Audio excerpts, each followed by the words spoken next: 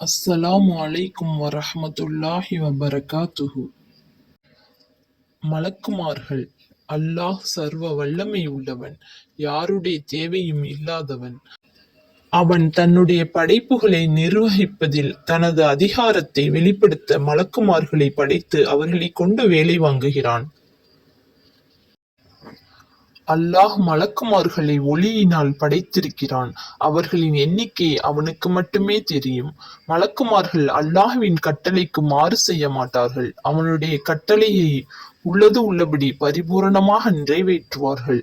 அவர்களில் 4 பேர் முக்கியமானவர்கள்.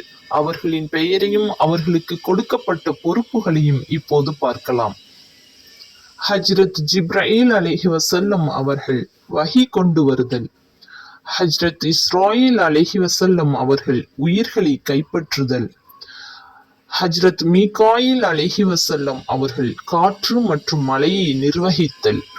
ஹஜ்ரத் இஸ்ராஃபீல் அலைஹி வஸல்லம் அவர்கள் சூர் ஊதுதல்.